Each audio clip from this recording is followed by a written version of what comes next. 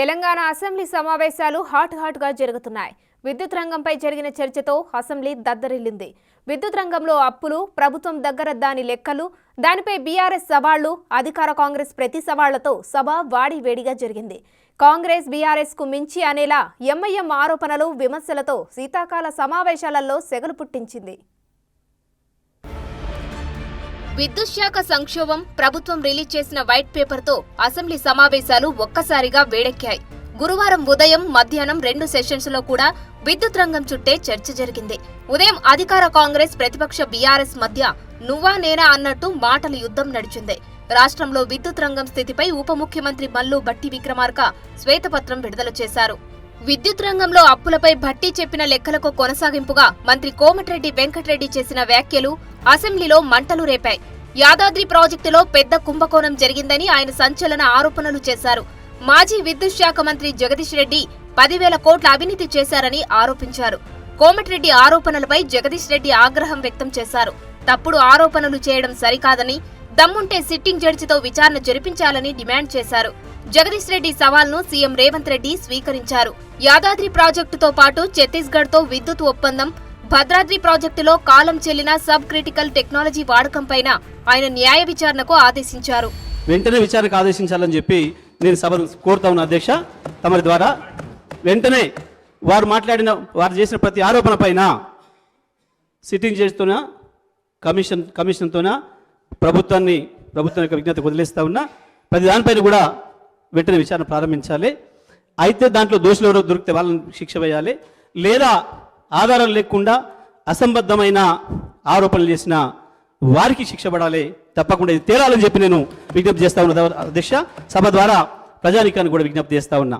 ఇటువంటివి చాలా సందర్భాల్లో బయట మాట్లాడుతుంటే విన్న నేను ఏ ఒక్కరోజు కూడా నేను ఇటువంటి విషయాలలో నేను మాట్లాడలేదు, రియాక్ట్ కాలేదు.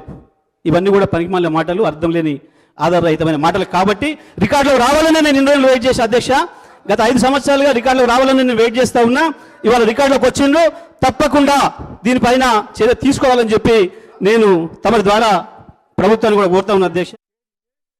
మాజీ మంత్రి జగదీశ్వర్ రెడ్డి గారు ప్రభుత్వానికే సవాల్ విసిరిండ్రు. మీరు విచారణకు ఆదేశించండి, మేము సిద్ధంగా ఉన్నామని. నేను వారిని మనస్ఫూర్తిగా స్వాగతిస్తున్నా. 3 అంశాల మీద ఈ ప్రభుత్వము పూర్తి స్థాయిలో విచారణకు ఆదేశిస్తాము. జ్యుడిషియల్ ఎంక్వైరీ చేయడానికి ప్రభుత్వం సిద్ధంగా ఉంది. వారే కోరుకున్నప్పుడు వాస్తవాలను సభ ముందు పెట్టిన తర్వాత మాజీ మంత్రి గారు ఏదైతే జ్యుడిషియల్ ఎంక్వైరీ కోరుకున్నారో తప్పకుండా తమరి అనుమతి ద్వారా సభలోనే నేను ప్రకటన చేస్తున్నా. 3 అంశాల మీద జ్యుడిషియల్ ఎంక్వైరీకి మా ప్రభుత్వం సిద్ధంగా ఉన్నది అని చెప్పి ఈ సందర్భంగా తెలియజేస్తూ, ఆ 3 అంశాలకు సంబంధించి తెలంగాణలో కాలిపోతున్న మోటార్లు, పేలిపోతున్న ట్రాన్స్ఫార్మర్లు, ఆత్మహత్యలు చేసుకుంటున్న రైతులు, ఇది ఒక పెద్ద సెంటిమెంట్. ఇక మార్నింగ్ సెషన్ లో కాంగ్రెస్ వర్సెస్ బీఆర్ఎస్ గా నడిచిన సభ మధ్యాహ్నానికి అధికార కాంగ్రెస్ వర్సెస్ ఎంఐఎం గా టర్న్ అయింది. హైదరాబాద్ ఓల్డ్ సిటీలో కరెంట్ సరిగ్గా లేదని, విద్యుత్ విషయంలో ఓల్డ్ సిటీ నిర్లక్ష్యానికి గురైందని ఎంఐఎం ఎమ్మెల్యే అక్బరుద్దీన్ మండిపడ్డారు. మరోవైపు ప్రభుత్వం రిలీజ్ చేసిన శ్వేతపత్రం తప్పుల తడకగా ఉందని ఆరోపించారు. అక్బరుద్దీన్ కు సీఎం రేవంత్ రెడ్డి గట్టిగా కౌంటర్ ఇచ్చారు. విద్యుత్ బకాయిలు 100 కోట్లు పెండింగ్ లో ఉంటే ఎంఐఎం పార్టీ ఇన్నాళ్లు ఎందుకు ప్రశ్నించలేదని నిలదీశారు. విద్యుత్ సంస్థలు నష్టాల్లో ఉండడానికి కరెంటు బిల్లులు కట్టకపోవడం కూడా ఓ కారణమని అన్నారు. కేసీఆర్ హరీష్ రావును అడిగి కట్టించరాదా అంటూ అక్బరుద్దీన్ కు సీఎం రేవంత్ చురకలు అంటించారు. విద్యుత్ బకాయిలు ఎక్కడెక్కడ ఉన్నాయో సిద్దిపేట నెంబర్ 1 మళ్ళీ నేను చెప్పదలుచుకున్నాను. 61.37, గజ్వెల్ డివిజన్లో 50.29, హైదరాబాద్ సౌత్ 43%. ఇవి విద్యుత్ బకాయిలు ఉన్నాయి, బిల్లులు రావడం లేదు. ఈ బిల్లులను చెల్లించిపించే బాధ్యత గజ్వెల్లో కేసీఆర్ గారు, సిద్దిపేటలో హరీష్ రావు గారు, హైదరాబాద్ సౌత్లో అక్బరుద్దీన్ ఓవైసీ గారు బాధ్యత తీసుకొని ఈ విద్యుత్ బకాయిలను చెల్లింపజేస్తే ఈ సంస్థ అప్పుల నుంచి బయటపడుతుంది.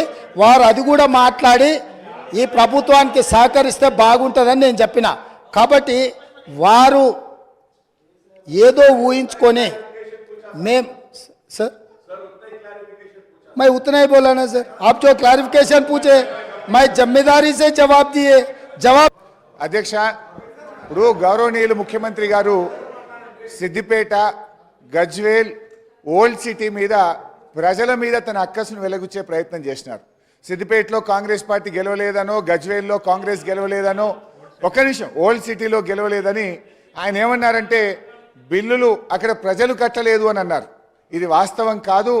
అక్కడ ఏదైనా ఒక లిఫ్ట్ ఇరిగేషన్ ప్రాజెక్టుదో ఒక ఇండస్ట్రియలిస్ట్ ఎవరైనా కట్టకపోతే ఇవాళ మీరు ప్రభుత్వంలో ఉన్నారు కనుక మీరు ఆ బిల్లులు వసూలు చేయండి తప్ప మొత్తం ఆ నియోజకవర్గ ప్రజల్ని బదనాం చేసే విధంగా మాట్లాడడం సబబు కాదు అని మీ ద్వారా విజ్ఞప్తి చేస్తున్న అధ్యక్ష. గౌరవ సభ్యులు మాట్లాడుతూ సిద్దిపేట ప్రజలు బిల్లులు ఎక్కడ కూడా ప్రజలనే పదం రాలే ఉంటుందాన్ని తప్పకుండా మీరు ప్రజల పదం రాలే.